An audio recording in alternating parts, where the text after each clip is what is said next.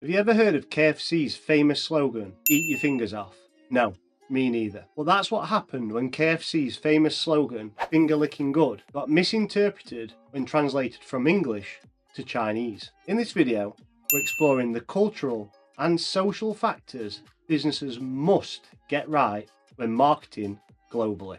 First up, cultural differences. Every country has its own unique culture, and businesses must understand these differences to avoid making mistakes. For example, in some cultures, it's considered rude to speak directly or be overly assertive in a business setting, and a company looking to expand globally should train its staff to understand these cultural differences. But for McDonald's, this might be different cultural expectations in terms of the food that they serve. In India, a large portion of the population is vegetarian, and eating beef is not a cultural norm due to religious reasons. McDonald's changed its menu to suit this cultural need by removing beef from the menu and focusing on vegetarian options. The next cultural/social factor is different tastes. People from different regions often have different preferences in terms of taste. It could be the taste in music, food, or fashion. Their business needs to adapt to meet these local tastes in the regions that they're operating in. Coca-Cola is one company that's done this well,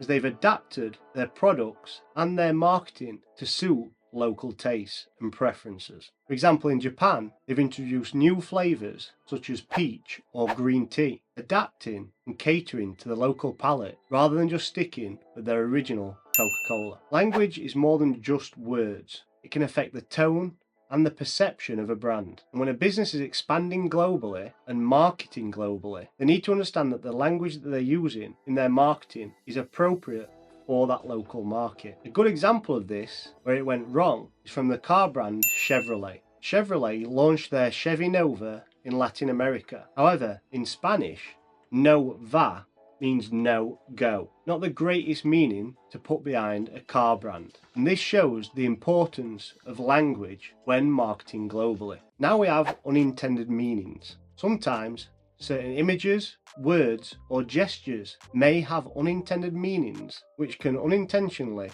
be confusing, negative, or offensive. In the 1990s, Pepsi launched an ad campaign in China featuring the slogan, "Pepsi brings you back to life." Unfortunately, it came across as being culturally inappropriate, because the phrase is often associated with death in China, and Pepsi had to rethink and adjust their messaging for this campaign. Pepsi didn't fully understand the cultural context of this message and its unintended meaning. Next is inappropriate/incorrect translations, which can create confusion and embarrassment for the businesses. When KFC entered China, their "finger licking good" slogan was incorrectly translated into Chinese to mean "eat your fingers off." And although this can be rectified quickly, it is an embarrassing moment for KFC and any business in general that this would happen to. And it could have impacted the brand's reputation in this country, showing the importance of getting the translations correct when marketing globally.